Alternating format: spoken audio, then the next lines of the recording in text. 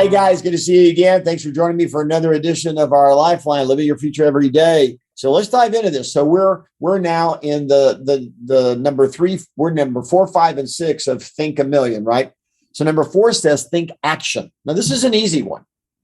And it's easy because all goals are only intended to get you into action, right? So people say, I've set goals, and you go, awesome, goals don't matter. You will rarely ever hit your goal. And they go, what? Yeah, in a weird way of thinking, Jay, you should have goals that are never achievable. Yeah. And they go, and people will go, what are you talking about? And you go, well, I'm sort of serious, sort of not. But what I want you to understand is the only purpose of a goal is to inform the action you need to be taking right now. And it's the action that matters. It's not the goal. So once you've determined the actions, you can ignore the goal because the actions will right? Yeah. Self-fulfilling prophecy. Focus on activities versus outcomes, right? Because you can have a bad streak and you're doing the right activities, and don't assume that those activities are wrong. You just have to play through the odds to get to the other side. So it always comes back to that. And a sweetener on this, we talk about models. One of the other things about models is now you don't have a lot of ambiguity about what actions you should take. I think about Abe Shreve, our partner, the 15th protocol. You know, he has a model. If we aren't on track for our goals by the 15th of the month, then X happens. We could do a call night.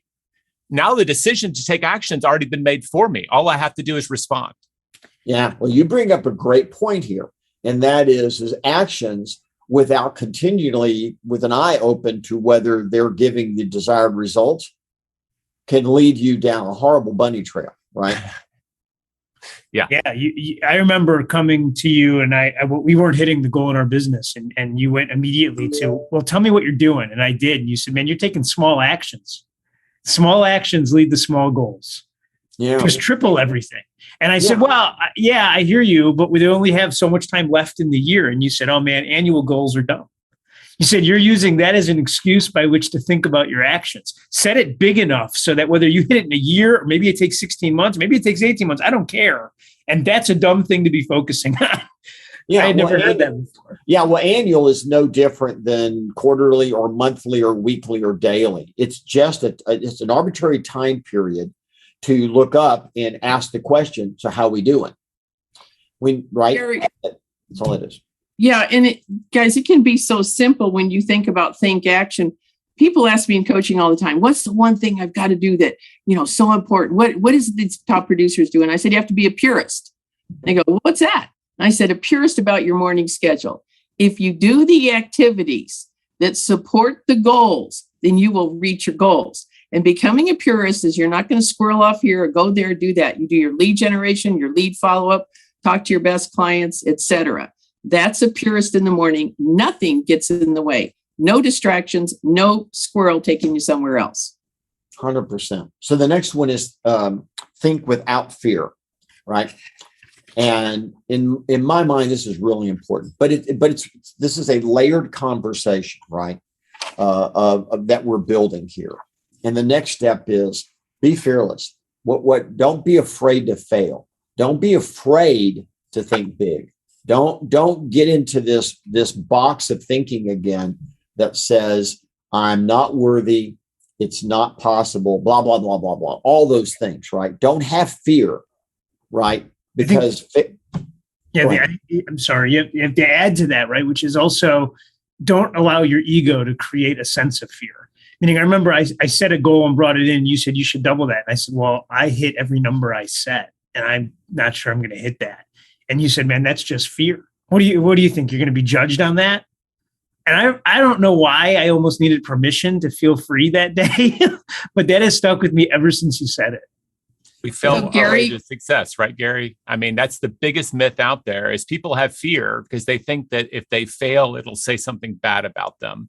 But all of the research, go to Carol Dweck, growth mindset, you just go through 1,000 veins, is big success is just about not giving up. You're going to fail a lot.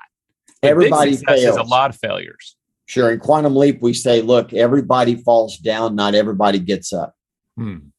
So in coaching, one of the things that we tie together is when you know your big why, you lose your fear. So for example, someone says, well, I just don't like calling people. And I said, you just told me you wanted to help people with the American dream. You just told me you wanted to help 100 families with the American dream. If you don't pick up that phone, how are you going to find those 100 families? And I said, you're the best agent in the market to do that. Pick up the phone. And so if you know your why, you can connect it to the fear and it goes away.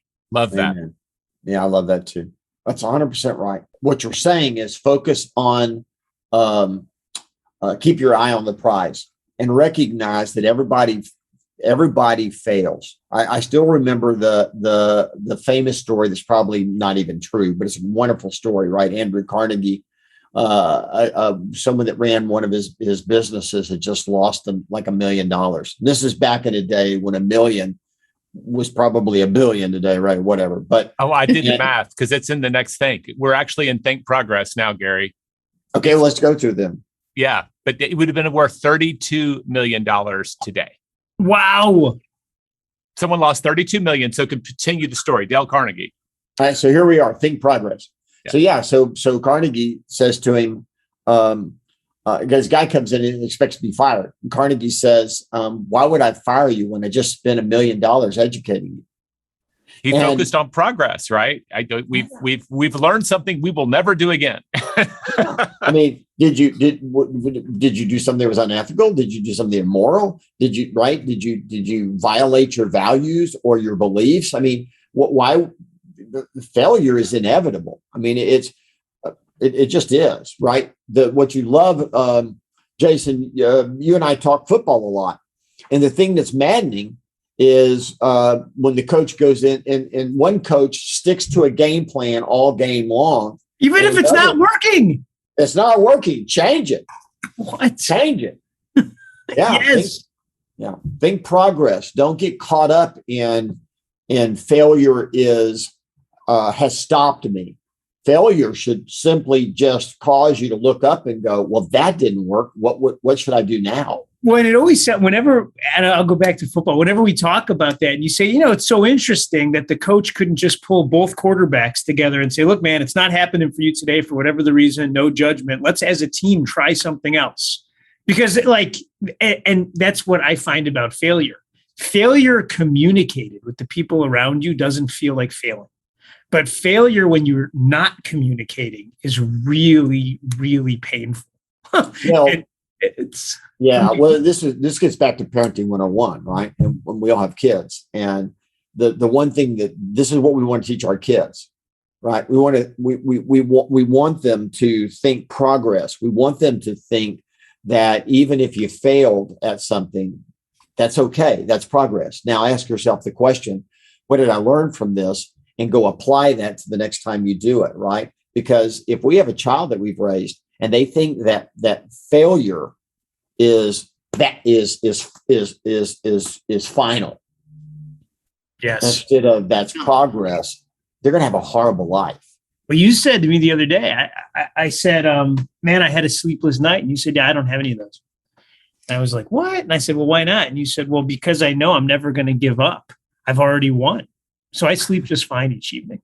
So let me share this in closing real quick. Now, let's remember, I have sleepless nights, but it's not out of fear. It's because my brain is working overtime on what I'm going to go implement the next day. So yes, sir. We should have a talk about double-edged curse to that one.